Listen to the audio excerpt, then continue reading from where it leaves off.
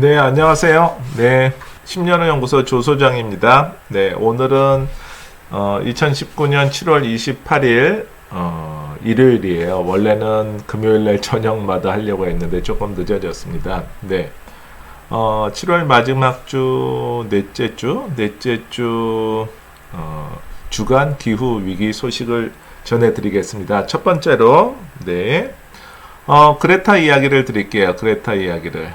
그레타가 이번에 프랑스 의회에서 무슨 연설을 했나 본데 프랑스 정치인들하고 사이가 되게 안 좋았나 봐요.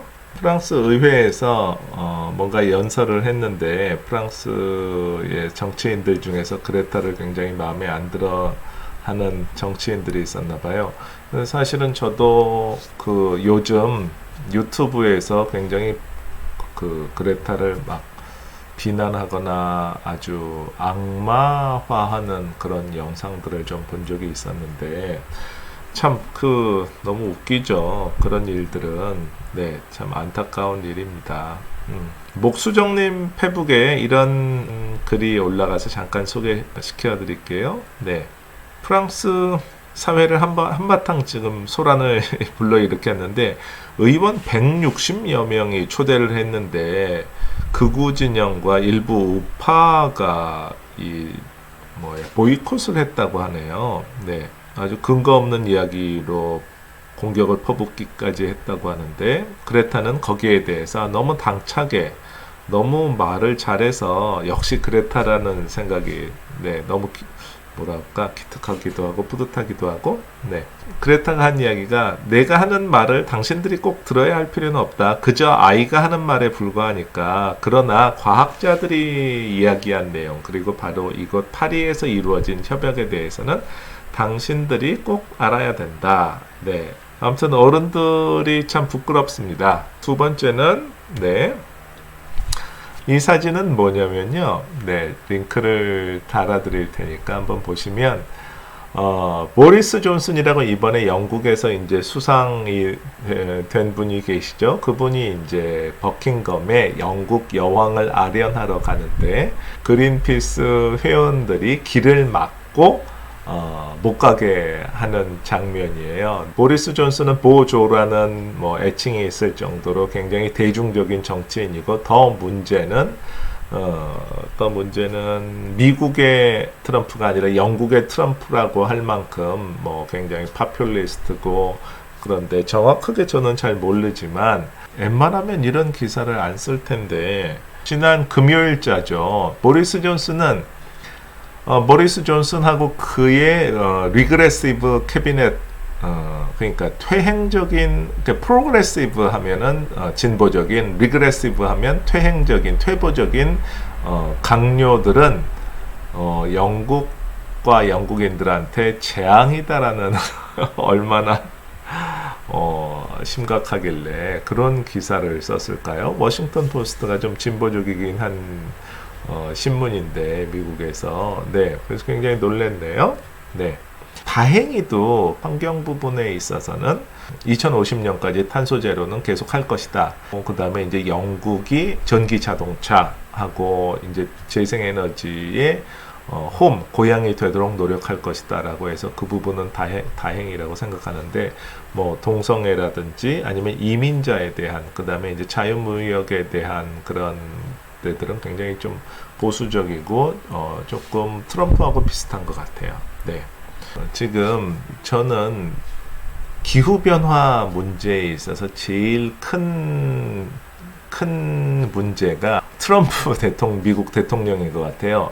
제가 그 트럼프 대통령에 대해서 정말 말도 안 된다고 생각하는데 왜 말도 안 되는 제가 이렇게 트럼프 대통령 제가 여기서 반대한다고 좀 영향이 있을지 모르겠지만 아무튼 제가 말도 안 된다고 느끼는 건 지금 다음에 이제 민주당 후보로 후보 중에 한 명인데 지금 뉴욕 시장이었죠. 전 뉴욕 시장이었고 그 다음에 이제 블룸버그 뉴스의 창립자인 마이클 블룸버그는 이거는 공약이 아니고 자신의 정말 부자인가 봐요. 네, 자신의 돈을 미리 내는 거죠. 5억 달러를 투자를 해서 미국 내에 석탄 발전소를 전부 폐쇄하겠다고.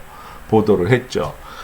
이분은 지금 뉴욕시가 기후변화에 대응하고 기후변화 제로로 굉장히 열심히 해서 이제 뉴욕 플랜이라는 것도 만들었고, 그 다음에 쿨루프도 되게 열심히 하셔서 지금 보시면은 이 주황색 옷을 입고 계신 분이 블룸버그 전 시장님이시고, 여기는 엘고어 전 부통령. 그래서 그 뉴욕 같은 경우는 매년 100만 스퀘어 피트 한 3만 평 정도 되더라고요. 그래서 계속 칠하고 있고, 그거는 이제 뉴욕시에서만 칠하는 거고, 민간에서 하는 건 빼고요. 그래서 이제 지금 인공위성 그 사진 같은 걸로 이제 보면 뉴욕시는 정말 거의 한 절반 이상 하얘진 것 같아요. 향후 20년간 전부 이제 뉴욕시 옥상을 쿨루프로 만들어서 온실가스를 줄이겠다고 이제 발표를 했는데, 뉴욕시는 굉장히 열심히 잘 하고 계시고요. 그 다음에 또 지금 보시면 바이든 같은 경우는 공약이에요. 이건 2천조 원이면 얼마일까? 우리가 한 400조 연간, 한국 우리 예산이 한 400조인가요?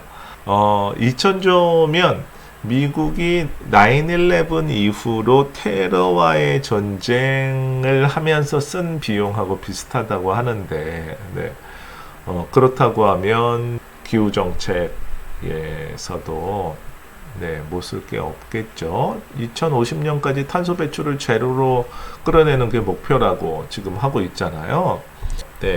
지금 제가 더 트럼프 대통령이 재선 안 됐으면 좋겠다고 생각하는 이유가 6월 7일자 뉴욕타임스인데요. 83가지 환경 관련된 법규가 트럼프 이제 법규가 다시 롤백, 다시 원위치하거나 이제 되돌아갔어요. 지금 제가 좀 설명을 드리면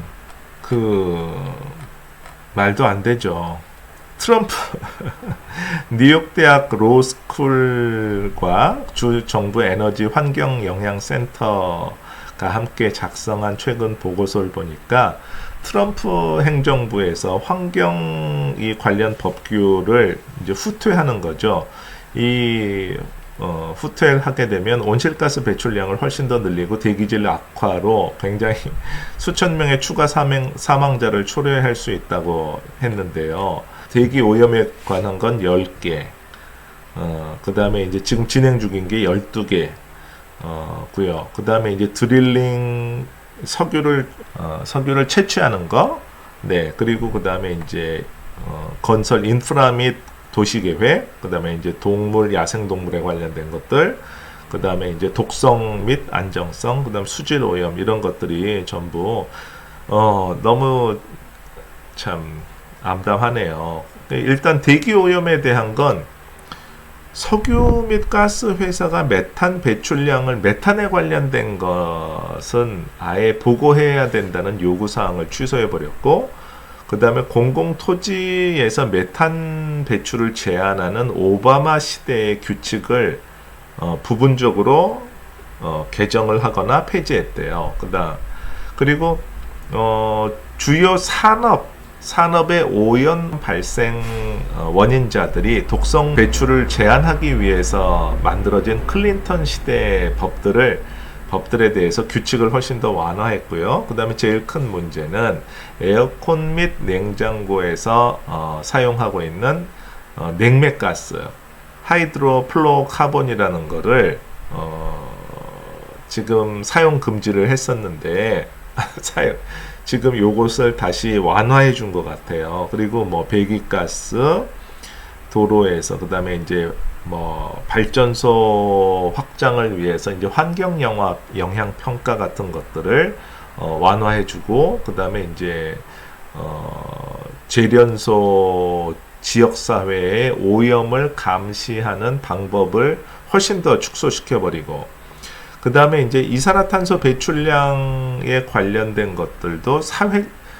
이산화탄소 사회적 비용에 관한 이것도 중단하라고 했네요. 이런 식으로 지금 트럼프 대통령이 들어와서 환경과 관련한 그리고 그 다음에 이제 기후 변화에 관련된 법들은 완전히 재앙이에요, 재앙. 네, 그래서 저는 트럼프 지금 미국 대통령이 다시 재선 안 되기를 정말 간절히 바라고 있고 어떻게 저는 어떻게 할 수 있을까 고민 중인데 네, 한번 좋은 아이디어가 있으면 우리 한국에서도 좀 영향을 끼칠 수 있는 방법이 있으면 함께 네, 좀 공유를 해주세요. 네. 잠시 안내 말씀드릴게요. 제가 맨날 이렇게 기후 좀 우울한 이야기만 드리고 이제 점점 이렇게 환경이 나빠지고 그 다음에 기후 변화가 심각해져서 그럼 어쩌라는 거냐, 왜 이런 이야기를 하느냐. 저도 이제 뭔가 이렇게 좀 방법들, 대안들을 말씀을 드려야 되는데 그런 이야기들을 못 했었는데요. 지금 네, 이제 시작하고 있습니다. 네, 오늘 오후 3시부터 5시까지 녹색당이 이제 기후 침묵을 드디어 깼습니다. 대학로 공공그라운드 001 스테이지에서 네, 있고요. 발제는 조천호 전 국립기상원 원장님, 네, 지금 이 기후 변화에 대해서 제일 혹시 책 보이시나요? 네, 파란 하늘 빨간 지구, 네, 요 책을 쓰셨는데 거의 이제 교과서라고 봐도 될 것 같아요. 네, 뭔가 이렇게 기후 변화에 대해서, 기후 위기에 대해서 좀 더 아시고 싶은 분들은 꼭 이 책을 한번 보시면은 정말 글도 잘 쓰시고 설명을 잘 해주셔서 도움이 많이 되고 있는데요. 지금 아무튼 조천호 전 원장님하고 그 다음에 이제 고은영 녹색당 미세먼지 기후 대책위원장 님하고 그 다음에 이제 김보림 씨는 지속 가능 청년 네트워크에 계시는데 실제 한국의 그레타라고 해도 될까요? 지난 7월 23일에 전부 이제 기후 위기 비상 행동을 준비하는 단체들이 전부 모여서 그 자리에서도 발표를 해 주셨는데 깜짝 놀랐어요. 네. 너무 좋은 시간 될 것 같고, 그 다음에 이제, 기후 변화 어떻게 할까? 네. 그런 분들, 네. 한번 오시면은 정말 좋겠어요. 네. 그리고 한 가지 더, 알려드릴 게 있는데, 지금, 그레타가 어른들도, 함께 해달라고 제안을 했잖아요. 그래서 이제, 저도 이제 그럼 기후 변화를 위해서 기후 위기인데 우리가 뭘 어떻게 해야 되냐 그런 이야기들을 물어보시면 저도 9월 20일에서 27일 사이에 하루 정도 함께 참여를 해달라는 이야기를 드렸는데 우리나라에서도 지금 이 비상행동 9월 20일로 날이 잡혔어요. 네, 드디어 이제 시작합니다. 여기 개인이든 단체든 누구든 다 참여가 가능하고요. 지금 링크를 유튜브 밑에 저희 영상 밑에다 달아 드릴 테니까 참여를 부탁드리고요. 그 다음에 8월 지금 7일에 전체 전 세계 모임은 9월 21일이 오는 9월 23일부터 뉴욕에서 그 전 세계 기후 회의가 있어요. 기후 정상들이 모이는. 근데 그 전에 이제 우리들의 뜻을 좀 알리기 위해서 한번 모여보자는 이야기인데요. 네, 잠깐 읽어드릴게요. 네, 제안문.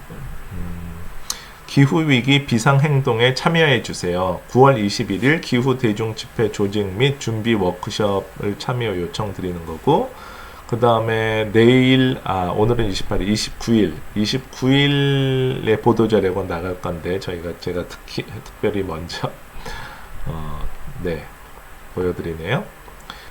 지구는 우리 모두의 집입니다. 우리가 살고 있는 집이 불타고 있는데 가만히 있을 수 없습니다. 먼저 전 세계 청소년들이 금요일마다 학교를 벗어나 거리로 나와 기후 파업을 벌여왔습니다. 한국에서도 지난 3월 15일과 5월 24일 청소년들이 기후 집회를 열어 앞으로 살아가야 할 시간이 많은 우리들의 미래를 가지고 도박을 하지 말아달라며 정부와 어른들의 관심과 행동을 촉구했습니다. 하지만 인류의 생태계의 안전망이었던 기후가 빠르게 붕괴되는 상황에서 기후위기는 지금 결코 청소년만의 문제가 아닙니다. 재난이 닥치면 우리 모두가 나서야 하는 것처럼 지금이 바로 그럴 때입니다. 오는 9월 전 세계 수백만 명의 사람들이 기후위기 문제에 맞서 거리에 나올 예정입니다. 이는 9월 23일 뉴욕에서 개최될 UN 기후변화 정상회의에 앞서 각국 지도자들이 기후위기의 현실을 직면하도록 강력하게 촉구를 하기 위해서입니다. 이번 행동은 재앙의 문턱까지 다가온 기후위기를 조직적으로 외면하고 대량 화석 연료를 태우는 경제 구조를 유지하려는 정부와 온실가스 다량 배출 기업에게 기후 정의를 요구하는 계기가 될 것입니다.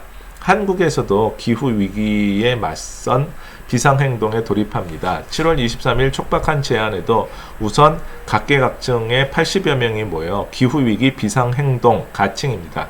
을 구성하고 9월 기후행동을 진행하기로 결의하였습니다. 이 자리는 기후위기의 심각성을 공감하고 긴급한 행동 의지를 다지는 기회였습니다. 9월 21일로 잠정 예정한 기후위기 비상행동에 대한 기획과 준비를 구체화하는 한편 가능한 다양한 많은 사람들과 단체가 참여할 수 있도록 이번 행동을 알리고 제안하는 일을 본격적으로 진행합니다. 우선 기후위기 비상행동에 참여해 주시기 바랍니다. 개인이나 단체 누구나 참여 가능하고 참가 신청 링크를 아래 달아드리겠습니다. 그리고 아울러 8월 7일 수요일입니다. 오후 2시 서울 정동 프란치스코 교육회관에서 열릴 워크숍에 참여해 주시기를 요청드립니다. 9월 기후행동 계획과 준비를 구체화하기 위해 이번 워크숍에서는 기후행동의 정식 명칭과 핵심 메시지와 요구사항 그리고 행동 방법에 대한 세부 논의를 진행할 예정입니다. 일시는 8월 7일 수요일입니다. 오후 2시에서 5시까지고요.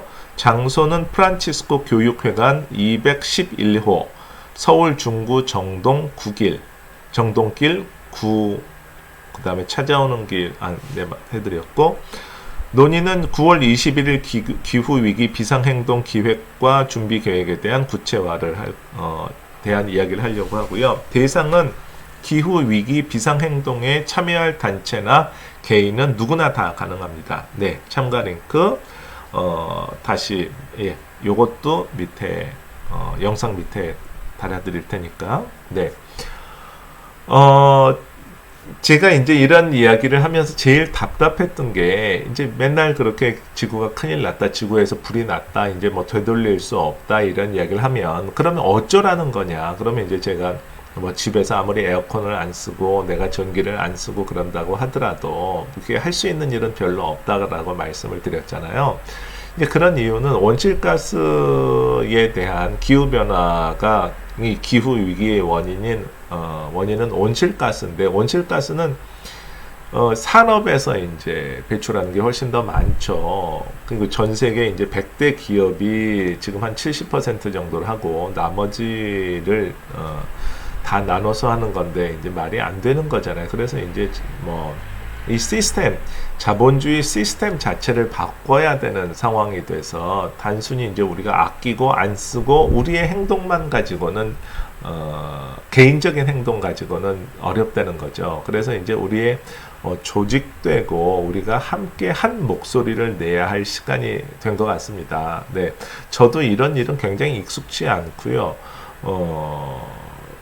뭐 어떻게 해야 될지도 잘 모르지만 그 그레타를 보니까 뭐라 할까요? 답답한 사람이 우물 판다고?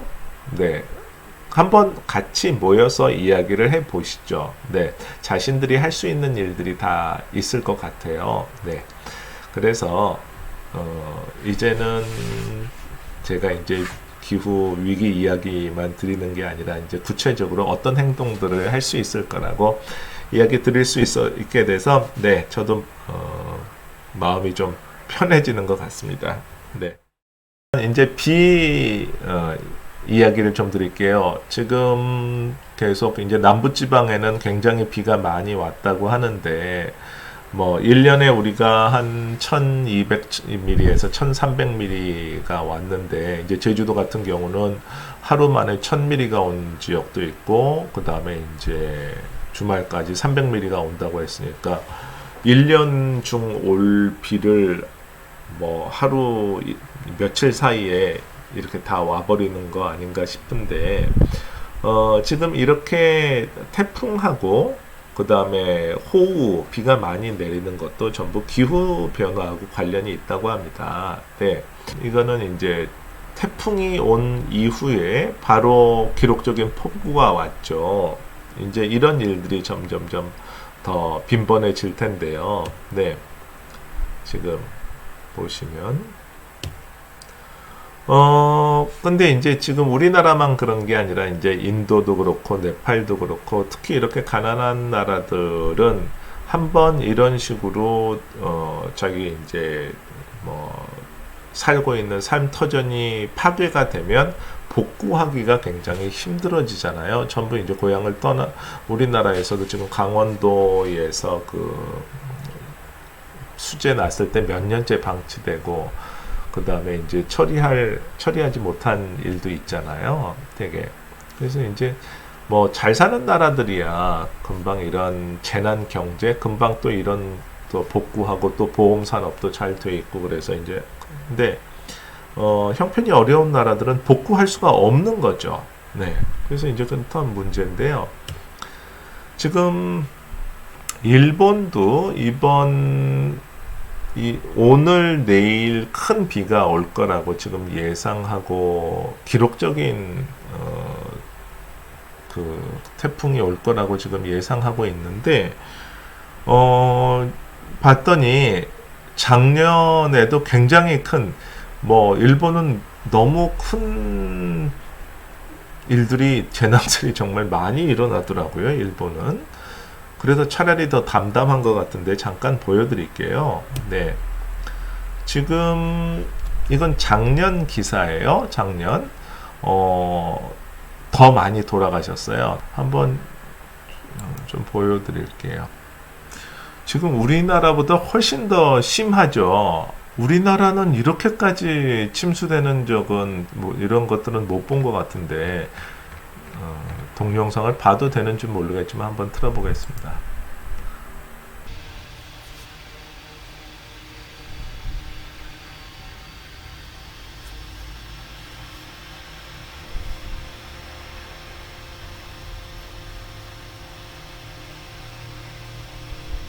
이제 문제는 이렇게 한번 전부 이렇게 물난리가 나고 나면 그 다음에 이제 너무 덥잖아요. 그리고 지치고 피곤하니까 이제 또 수인성 질병들도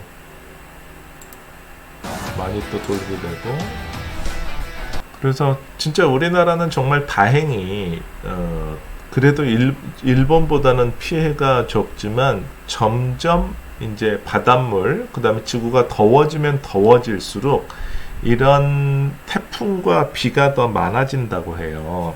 네, 아까 조천호 선생님이 이제 쓰신 글이 있는데 그걸 조금 읽어드릴게요. 네, 보시면 온실가스로 열받은 바다가 더 강한 태풍을 일으킨다, 뭐 이런 내용인데요. 태풍은 따뜻한 열대 바다에서 발생하는 강한 저기압성 소용돌이고, 발생 위치에 따라서 뭐 서태평양에선 태풍, 대서양에선 허리케인이라고 하는데, 지금 최근 강력한 태풍이 더 자주 발생하는 이유가 기후변화 때문이 아니냐는 주장이 잇따르고 있습니다. 네, 기후변화가 직접 일으키진 않지만 기후변화로 인해서 태풍의 여러 특성이 변할 가능성들을 살펴봐야 한다고 하셨는데요.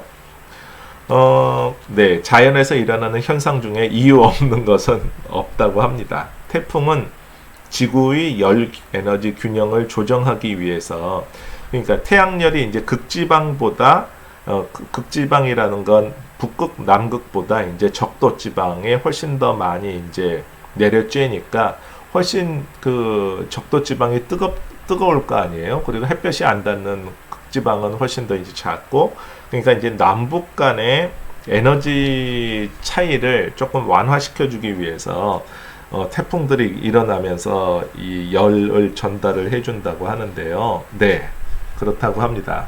그래서 이제 우주에서 이렇게 바라보면 꼭 그 소용돌이를 치는 이렇게 태풍 모습이 지구가 이제 살아있다는 진짜 생명체라는 느낌이 이제 받는다고 하는데, 또 재밌는 이야기는 태풍은 따뜻한 해양에서 나오는 열 에너지를 이용해서 소용돌이 바람을 일으키는 거대한 자연 엔진이래요. 자동차 엔진이 휘발유를 폭발시킨 에너지로 가는 것처럼 똑같대요. 자연이 만들어진 태풍 엔진은 효율이 약 33% 정도나 돼서, 보통 우리가 이제 내연기관이라고 하는 휘발유 엔진도 한 뭐 33% 정도 된다고 하거든요. 네, 그것도 재밌네요. 그리고 이제 보통 해양 수온이 바닷물 온도가, 적도 주변에 이제 태풍은 바닷물 온도가 26도가 이상 돼야지 이제 생길 수 있는데,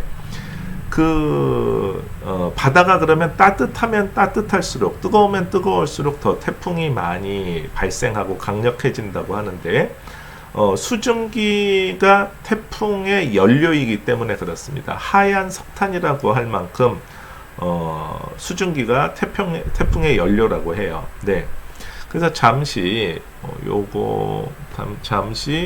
보여드리면, 지금 이 따뜻한 바다에서 이렇게 증발한 수증기가 찬 공기를 만나서 비가 내서 떨어지면, 그러니까 수증기가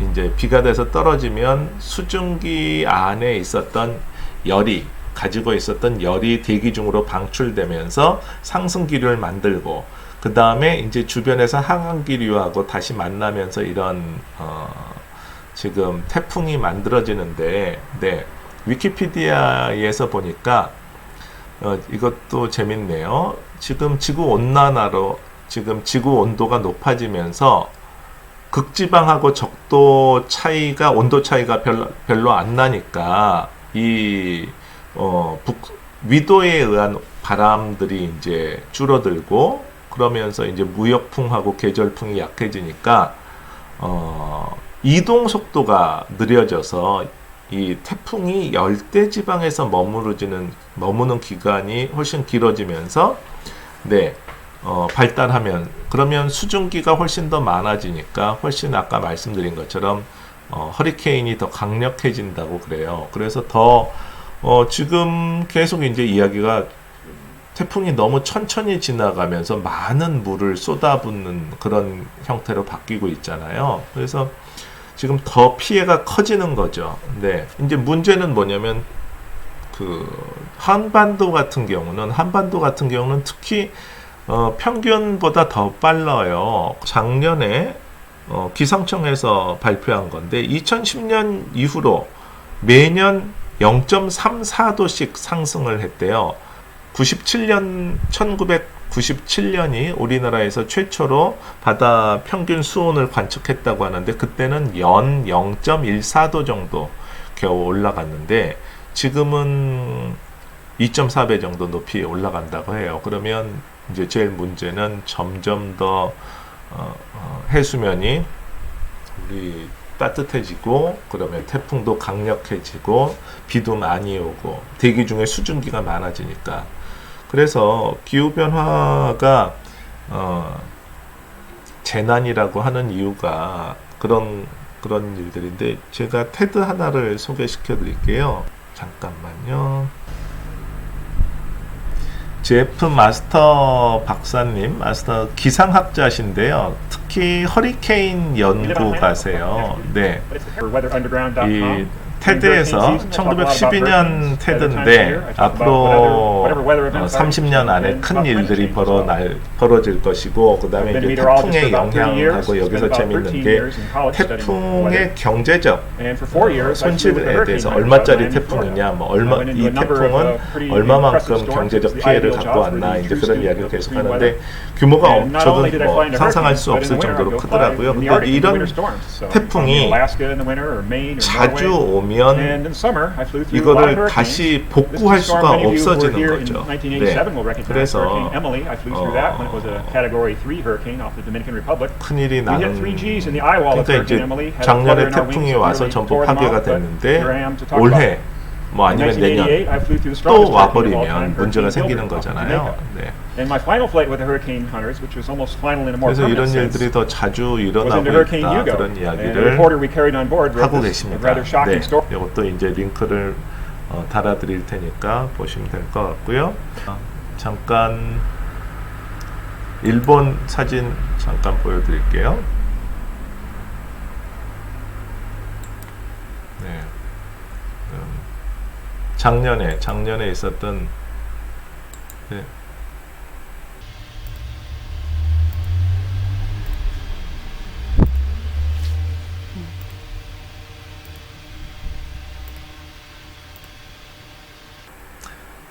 그러니까 일본만 해도 하도 이런 일들이 많아서 굉장히 익숙한 것 같아요. 예, 근데 이제 문제는 이런 걸 감당할 수 없는 경제 규모의 이제 나라라든지, 그 다음에 이제 일본도 이런 재해가 계속 지속적으로 오면 감당할 수가 없어지는 거죠.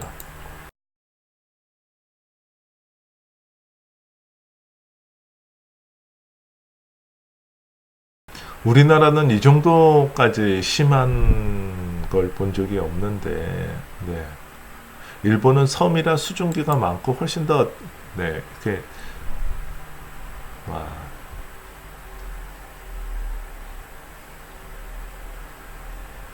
완전히 고립된 거죠, 지금.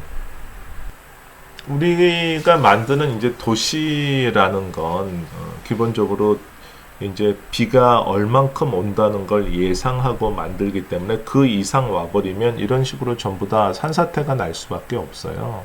근데 이제 아까 말씀드린 것처럼 수온이 더 올라가면 훨씬 더 수증기가 대기 중으로 많이 증발하게 되고, 그러면 더 많은 비가 내리고 더 태풍은 강력해지는 거죠.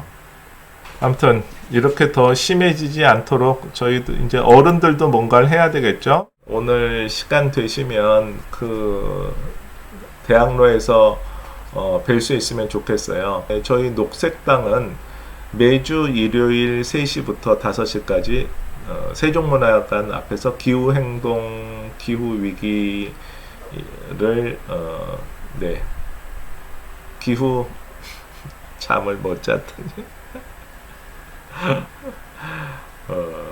아무튼 기후위기가 해결될 때까지 매주 일요일 오후 3시에서 5시까지는 세종문화회관 계단 앞에서 녹색당에서 기후행동을 계속할 예정입니다. 네, 그리고 다시 한번 말씀드리겠습니다.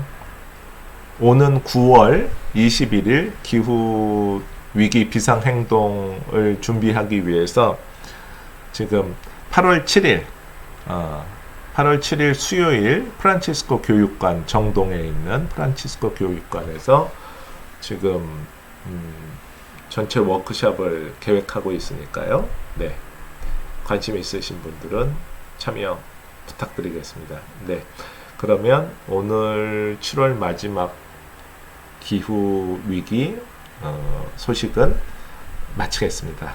네, 감사합니다.